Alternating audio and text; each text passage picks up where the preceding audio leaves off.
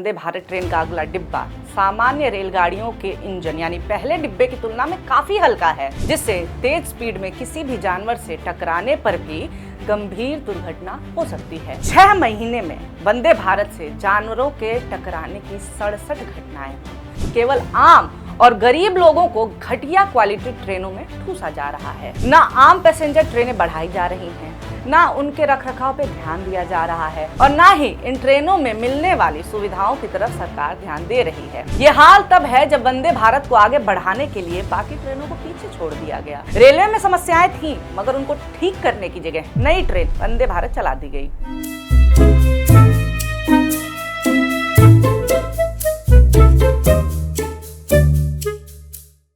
नमस्कार, मेरा नाम है निवेदिता शांडिल्य और आप देख रहे हैं मॉलिटिक्स। मेक इन इंडिया का सबसे सफल नमूना वंदे भारत से चलना खतरे से खेलना है। ये बात हम नहीं कह रहे हैं, ये बात सामने आई है कमीशन फॉर रेलवे सेफ्टी की नई रिपोर्ट में। रिपोर्ट में कहा गया है कि वंदे भारत ट्रेन का अगला डिब्बा सामान्य रेलगाड़ियों के इंजन यानी पहले डिब्बे की तुलना में काफी हल्का है, जिससे तेज स्पीड में किसी भी जानवर से टकराने पर भी गंभीर दुर्घटना हो सकती है।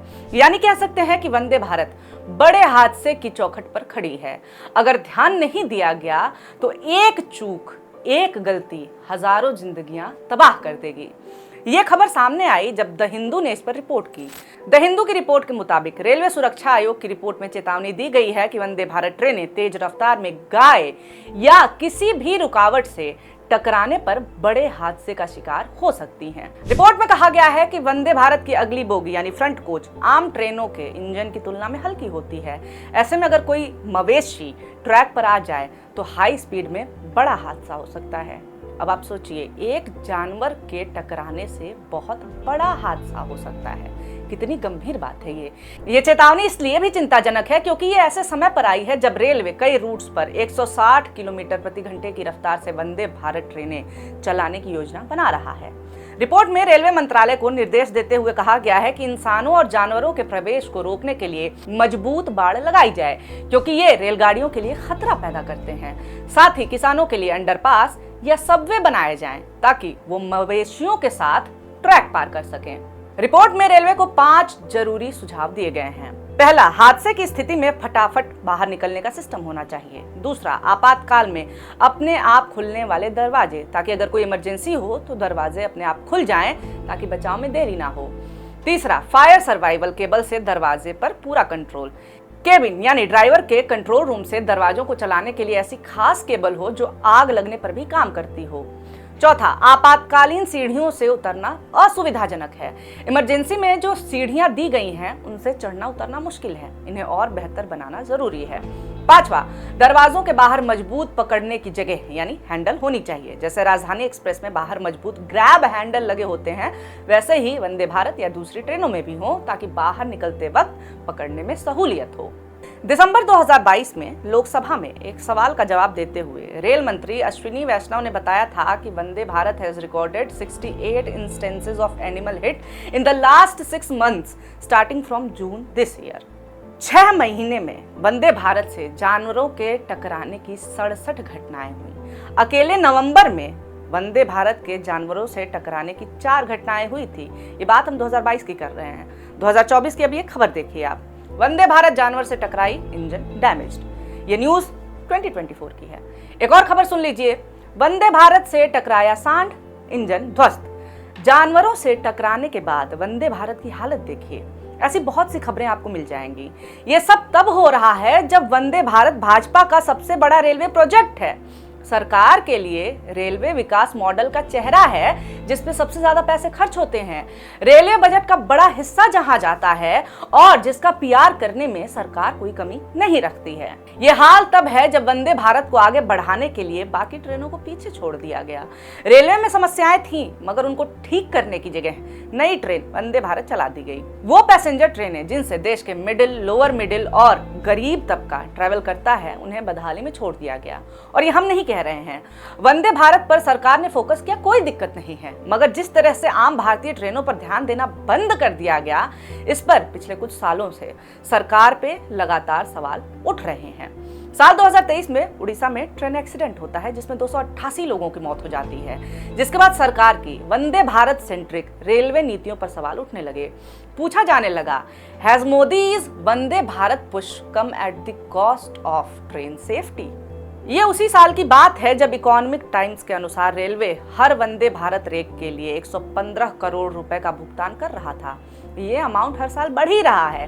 सोशल मीडिया पर पूछा जाने लगा कि आखिर सरकार का इन वंदे भारत पर इतना अधिक ध्यान क्यों है कि खुद प्रधानमंत्री ने कई वंदे भारत रूट्स का उद्घाटन किया और इन ट्रेनों के फायदों को लेकर के सरकार लगातार प्रचार किए ही जा रही है। फरवरी 2023 के केंद्रीय बजट में रेलवे को 2.4 लाख करोड़ रुपए आवंटित किए गए थे। तब रेल मंत्री अश्विनी वैष्णव ने साफ किया था कि ये बजट वंदे भारत ट्रेनों के प्रोडक्शन को बढ़ावा देने के लिए उपयोग में लाया जाएगा। आखिर किसके लिए वंदे भारत को पुश किया जा रहा है? वंदे भारत ट्रेनों का किराया भारतीय रेलवे की सामान्य ट्रेनों की तुलना में अधिक है, जबकि रेलवे ने 2019-20 में 808 करोड़ से अधिक यात्रियों को यात्रा करवाई थी, जिससे साफ है कि आम और गरीब भारतीयों के लिए रेलवे आज भी कम खर्च में यात्रा करने का मुख्य साधन है। ना आम पैसेंजर ट्रेनें बढ़ाई जा रही हैं, ना उनके रखरखाव पे ध्यान दिया जा रहा है और ना ही इन ट्रेनों में मिलने वाली सुविधाओं की तरफ सरकार ध्यान दे रही है। केवल आम और गरीब लोगों को घटिया क्वालिटी ट्रेनों में ठूसा जा रहा है। ये कितना खतरनाक और जानलेवा हो सकता है, इसका प्रूफ था इस साल हुए दिल्ली रेलवे स्टेशन भगदड़। हालांकि पार्टी विशेष के लोगों को ही भगदड़ का जिम्मेदार ठहराने में लगे हुए थे, मगर आरपीएफ की जांच में ये सामने आ गया कि रेलवे की लापरवाही से ही हादसा हुआ था। रिपोर्ट में पाया गया कि अनाउंसमेंट में गड़बड़ी के चलते ही भगदड़ हुई थी। रिपोर्ट में यह भी बताया गया कि आरपीएफ के जवानों की तैनाती ठीक नहीं थी, इसी कारण से भीड़ को काबू नहीं किया जा सका और स्थिति बिगड़ गई। वहीं इंडियन एक्सप्रेस की रिपोर्ट में बताया गया कि रेलवे ने घटना से 2 घंटे पहले तक 1 घंटे में 2600 जनरल टिकट बेचे थे।